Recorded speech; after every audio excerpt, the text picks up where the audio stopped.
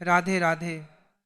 जय माता सावित्री। भक्तों, जो लोग अपनी जिंदगी में हर दिन बस एक अंतहीन संघर्ष कर रहे हैं, सुबह उठने से लेकर रात को सोने तक, जो केवल और केवल जी तोड़ मेहनत करते हैं, अपना पसीना बहाते हैं, लेकिन फिर भी जब रात को बिस्तर पर जाते हैं तो उनके हाथ हमेशा खाली के खाली ही रह जाते हैं। जिनकी किस्मत हर नए मोड़ पर, हर नई उम्मीद पर उनका साथ छोड़ देती है और उन्हें फिर से उसी अंधेरे कुएं में धकेल देती है। जो लोग हमेशा दूसरों के साथ अच्छे कर्म करते हैं, पूरी श्रद्धा और विश्वास के साथ भगवान की सुबह शाम पूजा करते हैं, किसी का कभी एक पैसे का भी बुरा नहीं सोचते, फिर भी न जाने क्यों उनके ही घर में दुख, भयंकर तंगी, लाइलाज बीमारी और मानसिक अशांति ने अपना पक्का और स्थायी डेरा डाल रखा है। आखिर ऐसा क्यों होता है? क्या सच में इंसान का भाग्य इतना ज्यादा रूठ सकता है कि उसकी ईमानदारी, उसकी सच्चाई और उसकी दिन रात की मेहनत भी उस दुर्भाग्य के आगे घुटने टेक दे? और अगर आपकी जिंदगी में भी एक के बाद एक ऐसी ही परेशानियां आपका पीछा नहीं छोड़ रही हैं, एक कर्ज उतरता नहीं कि दूसरा सिर पर आ जाता है, कोई एक बीमारी ठीक नहीं होती कि दूसरी शरीर को पकड़ लेती है, तो आज जो रहस्य मैं आपको बताने जा रहा हूं, उसे अपने सारे काम छोड़कर बहुत ही ध्यान से सुनिए, क्योंकि यह केवल कोई साधारण जानकारी या सुनी सुनाई बात नहीं है, बल्कि वह अत्यंत गोपनीय, सिद्ध और दिव्य रहस्य है जो आपकी बंद किस्मत के सबसे मजबूत और जंग लगे ताले को हमेशा के लिए खोल सकता है। भक्तों, 16 मई का दिन इस बार अपने साथ ब्रह्मांड का एक ऐसा दुर्लभ, अत्यंत पवित्र और चमत्कारी संयोग लेकर आ रहा है, जिसे हमारे प्राचीन शास्त्रों, वेदों और पुराणों में अत्यंत पुण्यदायी और मोक्षदायी माना गया है। यह पावन और परम सिद्ध दिन है वट सावित्री व्रत का। मान्यता है कि इस दिन भगवान ब्रह्मा, विष्णु और महेश यानी साक्षात त्रिदेवों की अपार कृपा इस पृथ्वी पर विशेष रूप से वट वृक्ष और साक्षात 33 कोटि देवी देवताओं का स्वरूप मानी जाने वाली गौ माता के माध्यम से बरसती है। शिव शक्ति टीवी के माध्यम से आज हम आपको गहराई से बताएंगे कि कैसे 16 मई वट सावित्री के इस परम सिद्ध मुहूर्त पर किया गया एक छोटा सा और गुप्त उपाय तथा सच्चे मन से की गई गौ सेवा आपके जीवन के बड़े से बड़े और भयंकर से भयंकर संकट को हमेशा के लिए जड़ से मिटा सकती है। यह वह परम सिद्ध और जागृत दिन है जो आपके सदियों पुराने दुर्भाग्य को एक झटके में सौभाग्य में बदल सकता है और मृत्यु के मुख से भी जीवन को वापस खींच लाने की अलौकिक शक्ति रखता है। लेकिन दोस्तों, वट सावित्री के इस महान पावन व्रत और इस दिन गौ माता को खिलाए जाने वाले विशेष और गुप्त उपायों की अपार महिमा को पूरी तरह से समझने के लिए इसकी जड़ों तक जाना, यानी इसकी कथा को गहराई से जानना बहुत ज़्यादा ज़रूरी है। क्योंकि हमारे सनातन धर्म में हर व्रत और हर त्योहार के पीछे केवल कुछ नियम या कर्मकांड नहीं होते, बल्कि एक बहुत ही गहरा वैज्ञानिक और आध्यात्मिक रहस्य छिपा होता है। और वट सावित्री की कथा तो इतनी जागृत और शक्तिपूर्ण है कि इसे एकाग्र मन से सुनने मात्र से ही इंसान के भीतर के सारे पाप भस्म होने लगते हैं और उसके अंदर सोई हुई आत्मिक शक्ति जाग उठती है। प्राचीन समय की बात है, मध्य देश में अश्वपति नाम के एक अत्यंत धर्मप्रिय, सत्यवादी और न्यायप्रिय राजा राज्य करते थे। उनकी प्रजा उन्हें एक राजा नहीं बल्कि अपने सगे पिता के समान मानती थी और उनसे असीम प्रेम करती थी।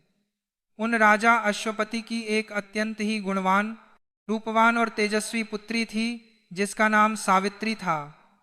सावित्री कोई साधारण कन्या नहीं थी, बल्कि उसके जन्म के पीछे राजा की कठोर तपस्या और देवी गायत्री का आशीर्वाद था।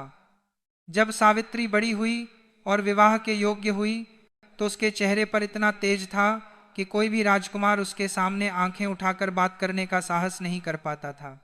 तब राजा ने सावित्री से कहा कि वह स्वयं अपने लिए एक योग्य और धर्मवान वर की खोज करे। सावित्री ने पूरे आर्यावर्त का भ्रमण किया और अंत में उन्होंने अपने लिए सत्यवान को पति रूप में चुना। सत्यवान शाल्व देश के राजा द्युमत्सेन के पुत्र थे। राजा द्युमत्सेन का राज्य उनके शत्रुओं ने छल से छीन लिया था और साथ ही राजा की आंखों की रोशनी भी चली गई थी। वे अंधे होकर अपनी पत्नी और पुत्र सत्यवान के साथ घने जंगल में अत्यंत गरीबी और तपस्वियों जैसा कठिन जीवन व्यतीत कर रहे थे। सत्यवान सर्वगुण संपन्न, माता पिता के परम भक्त और अत्यंत धर्मवान थे। जब सावित्री ने सत्यवान को चुनकर अपने पिता को यह बात बताई तो वहाँ तीनों लोकों में विचरण करने वाले देवर्षि नारद भी उपस्थित थे। देवर्षि नारद ने राजा अश्वपति को एक बहुत ही भयंकर और डरा देने वाली बात बताई। उन्होंने कहा कि हे राजन, सत्यवान गुणों में तो देवताओं के समान है, लेकिन उसकी आयु बहुत ही छोटी है। आज से ठीक 1 वर्ष के बाद इसी दिन सत्यवान की अकाल मृत्यु हो जाएगी। यह सुनकर राजा अश्वपति के पैरों तले जमीन खिसक गई और वे अत्यंत चिंतित और दुखी हो उठे। उन्होंने सावित्री को बहुत समझाया और अपना निर्णय बदलने को कहा, लेकिन सावित्री अपने धर्म और अपने वचन पर अटल पहाड़ की तरह अड़िग रहीं। उन्होंने दृढ़ता से कहा कि हे पिताश्री, आर्य कन्याएं अपने जीवन में केवल एक ही बार पति का वरण करती हैं। अब सत्यवान चाहे अल्पायु हों या दीर्घायु, मेरे पति केवल वही होंगे। विवाह के पश्चात सावित्री ने राजमहल के सभी राजसी सुखों, रेशमी वस्त्रों और स्वादिष्ट व्यंजनों का पूरी तरह से त्याग कर दिया। वह वल्कल वस्त्र धारण करके अपने अंधे सास, ससुर और पति के साथ उस भयंकर जंगल में रहने लगी और एक दासी की तरह दिन रात उनकी निस्वार्थ सेवा करने लगी। सावित्री अपने मन में उस भयंकर दिन को जानती थी जो देवर्षि नारद ने सत्यवान की मृत्यु के लिए बताया था। वह हर पल भगवान का स्मरण करती और जैसे जैसे वह दिन करीब आने लगा, सावित्री की चिंता बढ़ने लगी। सत्यवान की मृत्यु के दिन से ठीक 3 दिन पूर्व ही सावित्री ने अत्यंत कठोर उपवास और त्रिरात्र तपस्या आरंभ कर दी। उन्होंने अन्न और जल का पूरी तरह से त्याग कर दिया। जब वह निश्चित और भयानक दिन आया, तब सत्यवान हमेशा की तरह लकड़ी काटने और फल फूल लाने के लिए जंगल की ओर जाने लगे। सावित्री का हृदय कांप रहा था, इसलिए उन्होंने भी अपने सास ससुर से आज्ञा ली और सत्यवान के साथ उस घने जंगल में चली गईं।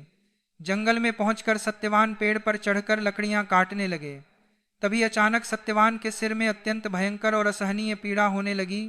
ऐसा लगा जैसे उनके सिर में हजारों सुइयां चुभ रही हों। वे पीड़ा से तड़पते हुए पेड़ से नीचे उतरे और एक अत्यंत विशाल वटवृक्ष के नीचे, जो अपनी जटाओं के साथ वहां युगों से खड़ा था, सावित्री की गोद में अपना सिर रखकर लेट गए। सावित्री समझ गई कि वह भयानक घड़ी आ चुकी है। कुछ ही पलों में सत्यवान के शरीर का रंग पीला पड़ने लगा, उनकी सांसें उखड़ने लगीं और उनके प्राण पखेरु उड़ गए। तभी सावित्री ने देखा कि दक्षिण दिशा से साक्षात यमराज, जो अत्यंत भयंकर स्वरूप में थे, लाल वस्त्र धारण किए हुए और हाथ में काल पाश लिए सत्यवान के प्राण लेने के लिए वहां प्रकट हुए। यमराज ने सावित्री को देखा, लेकिन धर्म के पाश में बंधे होने के कारण उन्होंने सत्यवान के सूक्ष्म शरीर से उनके अंगूठे के आकार के प्राणों को पाश में बांधा और अपने लोक यानी दक्षिण दिशा की ओर निर्दयी होकर चल पड़े। लेकिन एक सच्ची पतिव्रता, तपस्विनी और धर्मात्मा स्त्री की आत्मिक शक्ति देखिए। सावित्री रोती और बिलखती नहीं रही, बल्कि उसने अपने आंसुओं को पोंछा और यमराज के पीछे पीछे उस कठिन मार्ग पर चलने लगी जहां किसी जीवित मनुष्य का जाना असंभव था। जब यमराज ने सावित्री के कदमों की आहट सुनी तो उन्होंने पीछे मुड़कर देखा और उसे रोकते हुए कहा कि हे पुत्री, तुम कहाँ आ रही हो? मनुष्य का शरीर मृत्यु के बाद पृथ्वी पर ही रह जाता है और तुम्हारे पति के साथ तुम्हारा साथ केवल यहीं तक था। तुम वापस लौट जाओ और सत्यवान का अंतिम संस्कार करो। लेकिन सावित्री ने अत्यंत विनम्रता, निर्भयता और ज्ञान से भरे हुए शब्दों में यमराज से कहा कि हे धर्मराज, मेरे पति जहाँ जाएंगे वही मेरा भी मार्ग है। पतिव्रता स्त्री के लिए उसके पति के बिना न कोई घर है, न कोई संसार है और न ही कोई जीवन है। शास्त्रों में कहा गया है कि पति के पीछे चलना ही पत्नी का परम धर्म है। सावित्री के मुख से धर्म, ज्ञान, वैराग्य और सत्य से भरे ऐसे अत्यंत गूढ़ वचन सुनकर यमराज अत्यंत प्रसन्न हुए और आश्चर्यचकित भी रह गए। उन्होंने सावित्री को वापस भेजने के लिए उसे एक एक करके कई वरदान मांगने को कहा। सावित्री अत्यंत चतुर और बुद्धिमती थीं। उन्होंने यमराज से वरदान मांगते हुए सबसे पहले अपने अंधे सास ससुर की आंखों की रोशनी और उनका खोया हुआ स्वास्थ्य मांग लिया। उसके बाद उन्होंने अपने ससुर का छिना हुआ पूरा राज्य और उनका पूरा वैभव वापस मांग लिया। यमराज हर बार तथास्तु कहते गए और सावित्री को लौटने के लिए कहते रहे, लेकिन सावित्री पीछे चलती रही और धर्म की कथा सुनाती रही। अंत में जब यमराज ने उसे कोई अंतिम वरदान मांगने को कहा तो सावित्री ने कहा कि हे धर्मराज, यदि आप मुझ पर प्रसन्न हैं तो मुझे सत्यवान से 100 बलवान और यशस्वी पुत्रों की प्राप्ति का वरदान दीजिए। यमराज सावित्री के ज्ञान में इतने मग्न थे कि उन्होंने बिना सोचे समझे प्रसन्नता में तथास्तु कह दिया। जैसे ही यमराज ने तथास्तु कहा, सावित्री वहीं रुक गई। तब यमराज को अपनी भयंकर भूल का एहसास हुआ।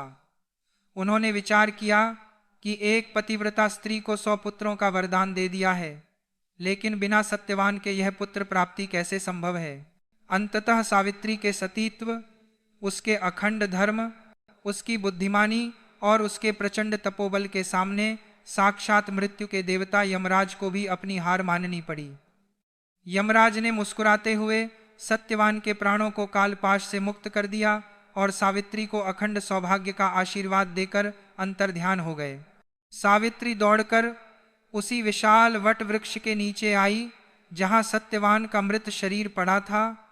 प्राण लौटते ही सत्यवान उसी वट वृक्ष के नीचे ऐसे जीवित हो उठे जैसे कोई अत्यंत गहरी नींद से जागा हो। तभी से 16 मई के दिन पड़ने वाले इस वट सावित्री व्रत को हमारे सनातन धर्म में एक ऐसा महाव्रत माना जाने लगा जो मनुष्य को भयंकर से भयंकर दुखों, अकाल मृत्यु के दोष और जीवन के सबसे बुरे भाग्य से बाहर निकालने की अपार और ईश्वरीय शक्ति रखता है। लेकिन भक्तों, यह सबसे बड़ा और रहस्यमयी सवाल है कि वट सावित्री के इस पावन दिन पर वट वृक्ष की पूजा के साथ साथ गौ माता की सेवा का महत्व करोड़ों अरबों गुना क्यों बढ़ जाता है। शिव शक्ति टीवी के माध्यम से आज आप इस ब्रह्मांडीय रहस्य को गहराई से समझिए। जिस प्रकार हमारे शास्त्रों में बताया गया है कि वट वृक्ष साक्षात देव स्वरूप है, जिसके मूल यानी जड़ों में स्वयं ब्रह्मा जी, उसके मध्य भाग में पालनहार भगवान विष्णु और उसके अग्र भाग में साक्षात भगवान शिव यानी महादेव का वास होता है। ठीक उसी प्रकार हमारी परम पूजनीय गौ माता भी कोई साधारण पशु नहीं है। जब देवों और दानवों ने मिलकर समुद्र मंथन किया था तो उन 14 अनमोल रत्नों में से एक साक्षात कामधेनु गौ माता भी प्रकट हुई थी, जो संपूर्ण जगत की समस्त मनोकामनाओं को पल भर में पूर्ण करने वाली हैं। अथर्ववेद और स्कंद पुराण में अत्यंत विस्तार से बताया गया है कि गौ माता के पूरे शरीर में ही इस पूरे ब्रह्मांड का वास है। उनके मस्तक में साक्षात भगवान शिव विराजमान हैं। उनके सींगों के अग्रभाग में दुनिया के सभी पवित्र तीर्थों का निवास है। उनके नेत्रों में सूर्य और चंद्रदेव का वास है। उनके कंठ में भगवान श्री हरि विष्णु साक्षात विराजते हैं और उनके पृष्ठभाग यानी उनकी पीठ में स्वयं सृष्टि के रचयिता भगवान ब्रह्मा का वास होता है। गौ माता के पैरों के खुरों में नाग देवता और उनके रोम रोम में 33 कोटि देवी देवताओं का निवास माना गया है। जरा अपने मन में विचार कीजिए और सोचिए भक्तों, जिस गौ माता के शरीर में पूरा ब्रह्मांड समाया हो, जिसके भीतर 33 कोटि देवी देवता वास करते हों, जब आप 16 मई वट सावित्री के उस परम सिद्ध और जागृत मुहूर्त में उस गौ माता की सेवा करते हैं, तो क्या आप केवल एक बेजुबान जीव को भोजन करा रहे होते हैं? नहीं, बिल्कुल नहीं।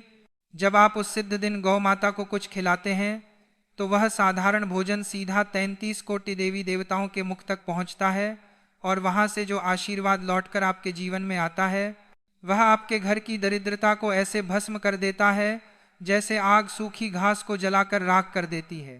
शिव शक्ति टीवी पर हमारा हमेशा और लगातार यही प्रयास रहता है कि हम आपको सनातन धर्म के ऐसे ही अचूक, अत्यंत गुप्त और प्रामाणिक मार्ग बताएं जो आपके जीवन के सारे कष्टों को हर लें। अब पूरे एकाग्र मन से और बिना एक पल की भी देर किए उन विशेष, गुप्त और अत्यंत चमत्कारी उपायों के बारे में सुनिए और समझिए कि 16 मई वट सावित्री के इस परम सिद्ध मुहूर्त पर आपको अपनी अलग अलग भयंकर परेशानियों और बड़ी बड़ी मनोकामनाओं को पूरा करने के लिए गौ माता को विशेष रूप से क्या क्या खिलाना चाहिए।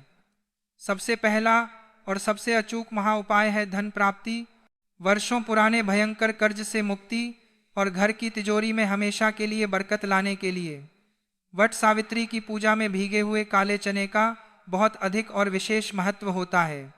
यह चने नवग्रहों के प्रतीक माने जाते हैं, इसलिए 16 मई की सुबह जब आप वट वृक्ष की परिक्रमा कर लें और उसकी विधिवत पूजा कर लें तो वहाँ चढ़ाया गया कुछ प्रसाद अपने पास बचा लें।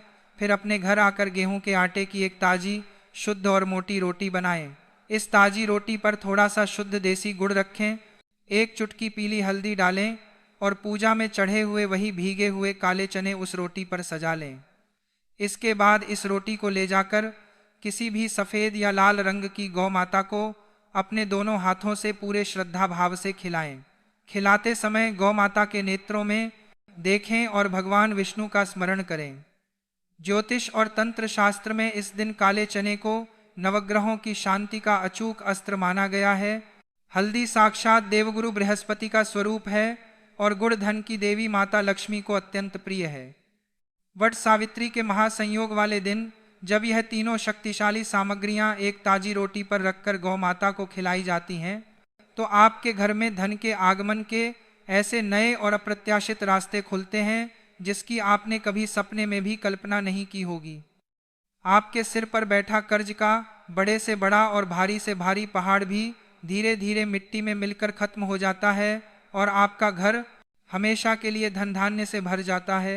अब गहराई से जानते हैं उस दूसरे विशेष उपाय के बारे में जो आपके पूरी तरह से ठप्प पड़े व्यापार को तेज गति से दौड़ा सकता है, जो आपकी नौकरी में आ रही हर छोटी बड़ी बाधा को जड़ से दूर कर सकता है और जो आपके बच्चों की बुद्धि को अत्यंत कुशाग्र बना सकता है। जिन लोगों का व्यापार बिल्कुल भी नहीं चल रहा है, जो लाख मेहनत करते हैं, नई नई योजनाएं बनाते हैं, लेकिन फिर भी सफलता कोसों दूर भागती है, या जिनकी नौकरी में प्रमोशन सालों से रुका हुआ है, उन्हें 16 मई वट सावित्री के इसी पावन दिन पर गौ माता को हरा चारा, पालक के बिल्कुल ताजे पत्ते या फिर रात भर पानी में भीगी हुई साबुत हरी मूंग की दाल अवश्य खिलानी चाहिए। ज्योतिष शास्त्र में हरा रंग सीधे तौर पर बुध ग्रह से जुड़ा हुआ माना जाता है। बुध ग्रह मनुष्य की बुद्धि, उसके व्यापार, उसकी वाणी, गणित और जीवन में मिलने वाली भौतिक सफलता का मुख्य और सबसे बड़ा कारक होता है। वट सावित्री के उस सिद्ध योग में जब आप गौ माता को अपने हाथों से हरा चारा या हरी ताजी घास अर्पित करते हैं तो आपकी कुंडली का कितना भी कमजोर या नीच का बुध ग्रह क्यों न हो, वह तुरंत बलवान और शुभ फल देने वाला होने लगता है। इस उपाय को करने के बाद आप स्वयं देखेंगे कि आपके निर्णय लेने की क्षमता में एक अद्भुत और चमत्कारी सुधार आएगा। आपके ठप पड़े व्यापार में अचानक ग्राहकों की भीड़ लगनी शुरू हो जाएगी और आपके अधिकारी आपके काम से इतना प्रसन्न होंगे कि आपकी तरक्की के सारे रास्ते अपने आप खुल जाएंगे। इसके साथ ही अगर आपके घर में हर समय भयंकर क्लेश रहता है, बात बात पर झगड़े होते हैं, परिवार के सदस्यों को भयानक बीमारियों ने घेर रखा है, या आपको ऐसा लगता है कि किसी की बहुत बुरी नज़र लग गई है और घर में हमेशा नकारात्मक ऊर्जा का वास रहता है, तो इन सब को हमेशा के लिए समाप्त करने के लिए 16 मई वट सावित्री की शाम को, यानी जब सूर्य अस्त हो रहा हो, जिसे हम गोधूली बेला कहते हैं, उस समय एक अत्यंत सिद्ध और तांत्रिक उपाय करें। इस दिन शाम के समय अपने घर की रसोई में गेहूं के आटे की एक ताजी रोटी बनाएं। उस रोटी पर थोड़ा सा शुद्ध सरसों का तेल या शुद्ध देसी गाय का घी लगा लें और उस पर थोड़े से काले तिल रख दें। काले तिल की उत्पत्ति भगवान विष्णु के पसीने से मानी गई है और यह शनिदेव के प्रकोप, राहु केतु की भयंकर अशुभ दशा और घर की हर प्रकार की काली और नकारात्मक ऊर्जा को पूरी तरह से सोख लेने की एक जादुई शक्ति रखते हैं। वट सावित्री की उस जागृत शाम को जब आप यह काले तिल वाली रोटी गौ माता को पूरे विश्वास के साथ खिलाते हैं तो आपके परिवार पर मंडरा रहा अकाल मृत्यु का भय और हर बड़ा संकट उसी क्षण टल जाता है। आपके घर से सारी भयंकर बीमारियों का हमेशा के लिए नाश हो जाता है। और एक बात का विशेष ध्यान रखें, जब आप यह रोटी खिला दें तो उसके तुरंत बाद गौ माता के चरणों की थोड़ी सी धूल, जिसे हम गोधूली कहते हैं, उसे उठाकर अपने और अपने परिवार के सभी सदस्यों के मस्तक पर एक तिलक की तरह जरूर लगाएं। यह गोधूली साक्षात शिव की भस्म के समान काम करती है और हर प्रकार के काले जादू या तंत्र मंत्र के असर को वहीं पर काट देती है। इसके अलावा यदि आपके मन में कोई ऐसी विशेष और बड़ी मनोकामना है जो कई वर्षों की पूजा पाठ और मन्नतों के बाद भी पूरी नहीं हो रही है, चाहे वह एक स्वस्थ संतान प्राप्ति की तीव्र इच्छा हो, अपना खुद का एक सुंदर घर बनाने का वर्षों पुराना सपना हो, या फिर कोर्ट कचहरी और मुकदमों से हमेशा के लिए छुटकारा पाना हो, तो शिव शक्ति टीवी के सभी दर्शकों को 16 मई वट सावित्री की सुबह यह अत्यंत गुप्त और अचूक उपाय एक बार अवश्य करना चाहिए। इस दिन सुबह जल्दी उठकर स्नान आदि से निवृत्त होने के बाद अपने घर में थोड़ा सा गेहूं का आटा पानी से गूंथ लें और उसकी 2 बड़ी बड़ी लोइयां यानी पेड़े बना लें। अब इन दोनों लोइयों के अंदर थोड़ा सा शुद्ध देसी गाय का घी, थोड़ी सी शक्कर या पिसा हुआ गुड़ और 1 चुटकी पीली हल्दी भरकर इन्हें चारों तरफ से अच्छी तरह बंद कर लें। आपको उस दिन खाली पेट रहना है और सबसे पहले घर से बाहर जाकर किसी भी गौ माता को यह दोनों मीठे पेड़े अपने हाथों से खिलाने हैं। जब गौ माता वह पेड़ा खा रही हों, तब उनके कानों के पास जाकर अपनी वह बरसों पुरानी रुकी हुई मनोकामना बहुत ही धीरे से और पूरे विश्वास के साथ बोल दें। हमारे वेदों में यह मान्यता है कि गौ माता के कानों में अश्विनी कुमारों का स्थायी वास होता है, जो देवताओं के राजवैद्य हैं और मनुष्यों की सभी मनोकामनाओं को अत्यंत शीघ्र पूरा करने वाले माने गए हैं। वट सावित्री के इस पावन और जागृत व्रत पर जब आप अत्यंत सच्चे हृदय से गौ माता को यह मीठे पेड़े खिलाकर प्रार्थना करते हैं, तो आपकी पुकार किसी और के पास नहीं बल्कि सीधे भगवान श्री हरि के दरबार में पहुंचती है, और जो काम आपको असंभव लग रहा था वह भी चमत्कारिक रूप से कुछ ही दिनों में संभव हो जाता है। वहीं जो लोग अपने जीवन में अत्यंत भौतिक सुख सुविधाओं की चाह रखते हैं, जिनके पास लग्जरी वाहनों की कमी है और जो पति पत्नी के बीच खोए हुए प्रेम को वापस बढ़ाना चाहते हैं, वे वट सावित्री के दिन विशेष रूप से एक सफ़ेद रंग की गौ माता को खोजें। उस सफ़ेद गौ माता को उबले हुए चावलों में थोड़ी सी चीनी और थोड़ा सा देसी घी अच्छी तरह मिलाकर खिलाएं। ज्योतिष में सफ़ेद रंग माता लक्ष्मी और शुक्र ग्रह का प्रतीक है। इस उपाय से वैवाहिक जीवन साक्षात स्वर्ग के समान सुंदर और सुखमय हो जाता है। लेकिन भक्तों, 16 मई वट सावित्री के इस परम पवित्र दिन पर गौ माता को यह सब खिलाने और इन सभी चमत्कारी उपायों को करने के साथ साथ आपके लिए यह जानना भी सबसे अधिक और परम महत्वपूर्ण है कि आपको इस दिन भूलकर भी क्या नहीं खिलाना चाहिए, क्योंकि यदि आपने अज्ञानतावश या जल्दबाजी में एक भी छोटी सी गलती कर दी तो आपके जीवन भर के सारे पुण्य उसी क्षण एक भयंकर महापाप में बदल जाएंगे। शिव शक्ति टीवी आपको बहुत ही कड़े शब्दों में आगाह करता है कि कभी भी अपनी रसोई का रात का बचा हुआ खाना, किसी का झूठा किया हुआ भोजन, कई दिन पुरानी बासी रोटियां, फफूंद लगा हुआ अन्न या खराब हो चुका कोई भी भोजन इस पावन दिन पर गौ माता को भूलकर भी मत खिलाइएगा। जो भोजन आपके खुद के खाने के योग्य नहीं है, जिससे बदबू आ रही है, उसे साक्षात 33 कोटि देवी देवताओं के स्वरूप गौ माता को खिलाने का मतलब है भगवान का सबसे बड़ा अपमान करना। ऐसा खराब भोजन गौ माता को खिलाने से घर में पुण्य तो नहीं आता, उलटा भयंकर दरिद्रता, कलह और ऐसी बीमारियां आती हैं जिनका कोई इलाज नहीं होता। इसके अतिरिक्त आज के समय में बहुत से लोग अपने घर का कचरा या बचा हुआ खाना प्लास्टिक की थैलियों और पन्नियों में भरकर बाहर फेंक देते हैं और बेचारी भूखी गौ माता उस पन्नी समेत उस खाने को खा जाती है। वह प्लास्टिक उनके पेट में जाकर जहर बन जाता है और तड़प तड़प कर उनकी जान ले लेता है।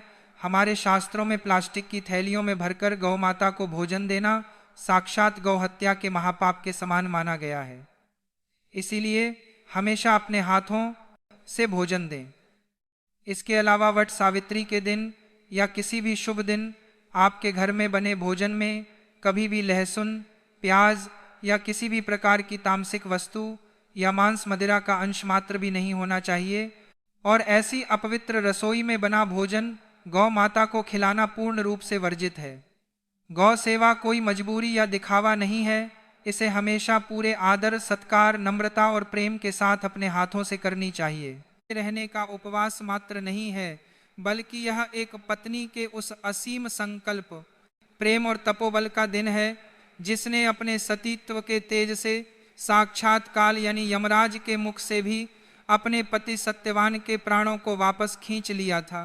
जरा सोचिए, जिस व्रत में स्वयं मृत्यु के देवता को अपना निर्णय बदलना पड़ा हो, उस व्रत की ऊर्जा और उसका प्रभाव कितना विराट होगा।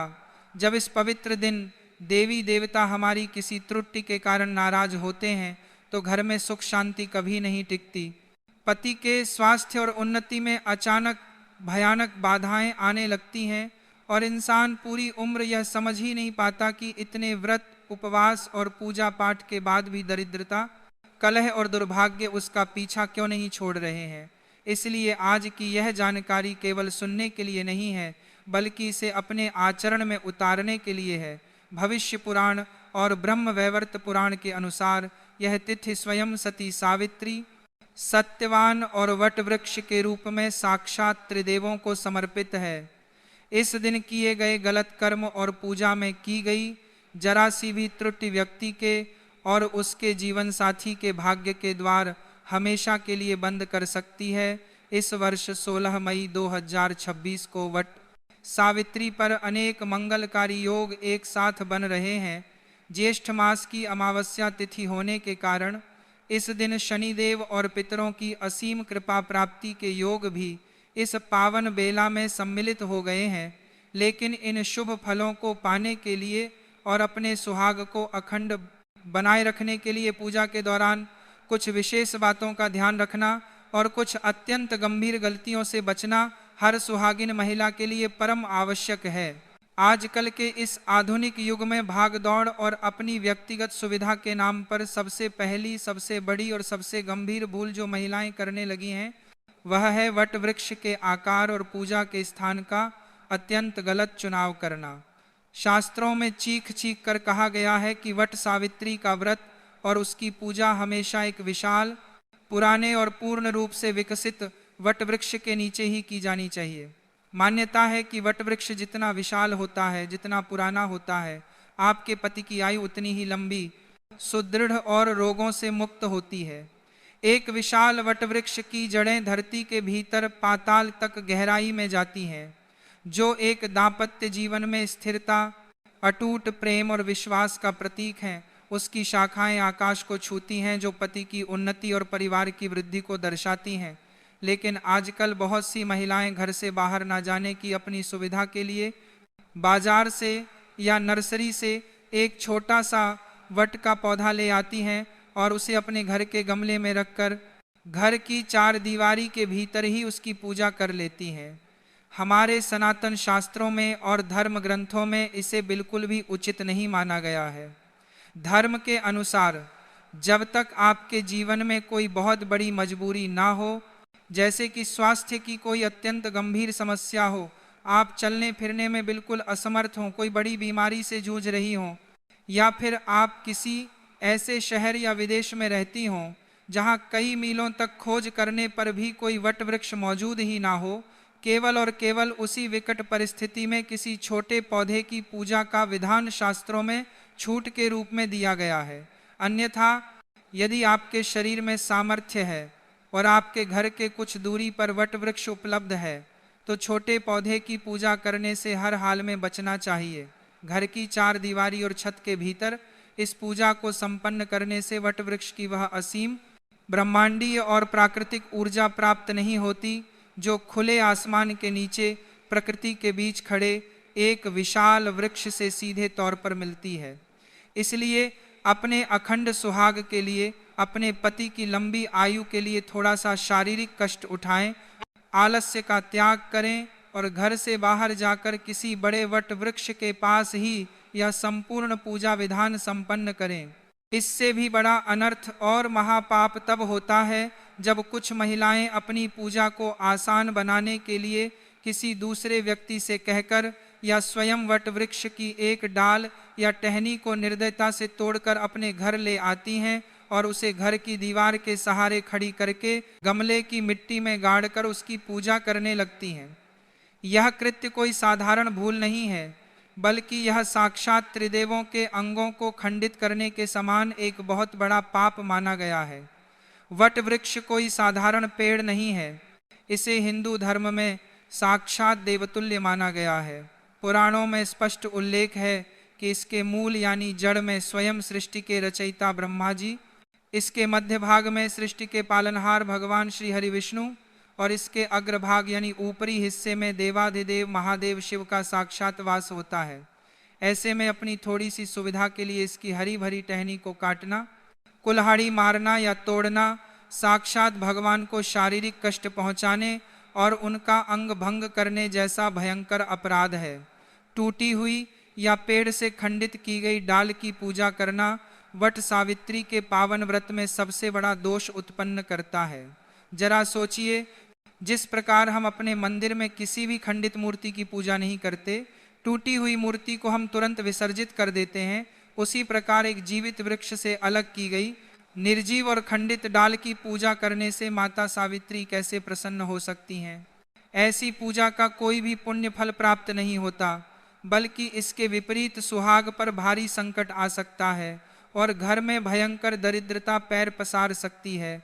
कटी हुई डाल का जीवन समाप्त हो जाता है, वह धीरे धीरे सूखने लगती है, उसके पत्ते मुरझाने लगते हैं और दुनिया की कोई भी सुहागिन स्त्री यह कभी नहीं चाहेगी कि उसके सुहाग का प्रतीक मुरझा जाए या सूख जाए।